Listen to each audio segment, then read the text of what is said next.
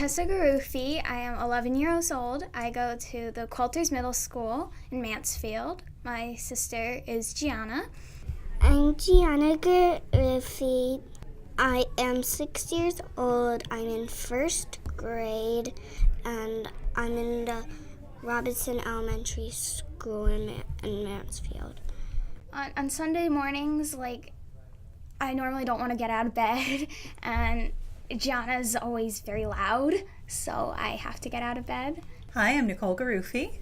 I live in Mansfield with my husband, Matt, and my daughters, Tessa and Gianna. Hi, I'm Matthew Garufi. I'm a systems engineer for a video game company called Turbine that makes fantasy-style video games. During breakfast, I usually read the funnies. It's just crazy from then. Shuffling everywhere and rushing to get dressed and brush our teeth. And then there's only 2 bathrooms, so we have to share those. I probably sound like a drill sergeant saying, pick that up, put it in the bag, don't forget this, don't forget that, don't forget that. We usually rush around. We stay out of Nicole's way. I think that's the biggest difference from coming to church when I was a kid, is that there was 2 of us and now there's 6 of us. When I was growing up, Sunday mornings were pretty quiet because at that time my father didn't go to church with us. I'm Nick Ingala. I live in an extended family situation with my wife Sharon and my daughter Nicole, her husband Matt, and my 2 darling granddaughters Tessa and Gianna. Hello, I'm Sharon Ingala.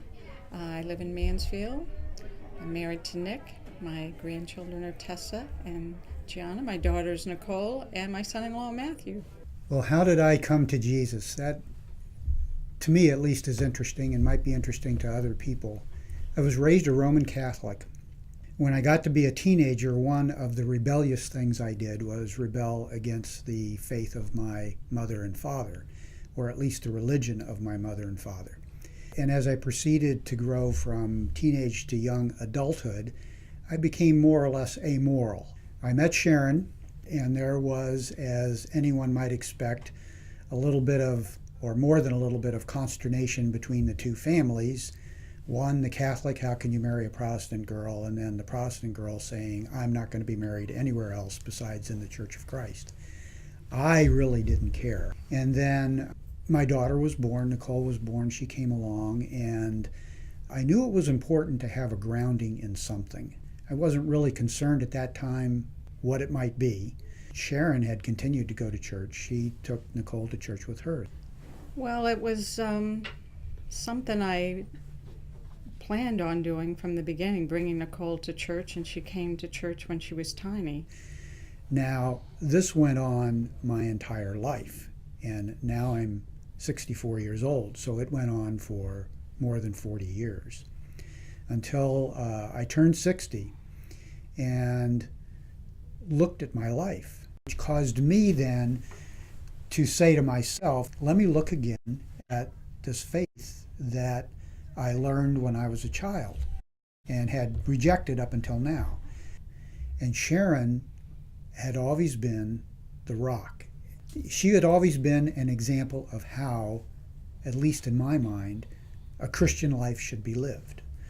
I prayed about it all the time, and you hope you set an example. We had good Christian friends. There were times it was hard and you want to share with your spouse, and I'm happy Nick comes to church with us now. What I was really waiting for, I now realize, was a Paul experience. I wanted to be struck by lightning. I wanted to have the unmistakable feeling that my life needed to go in a certain direction. I realized that that was not going to happen, probably, but that what needed to happen is that I needed to choose. That thought had never occurred to me before. So what I realized was that the choice had to be made. As I say, that was a revelation to me in the sense that, well, I can choose to believe that Jesus is God. So I made the decision. I said, this is what I'm going to believe. This is what I choose to believe. I'm going to choose Jesus's path. So then it came to be that Joe baptized me right here at the Edgewood Church. And since that time, revelation is not even a strong enough word to describe what has happened in my life. I know that it was in God's plan. Now, looking back on it, to me, it's the Holy Spirit working in all our lives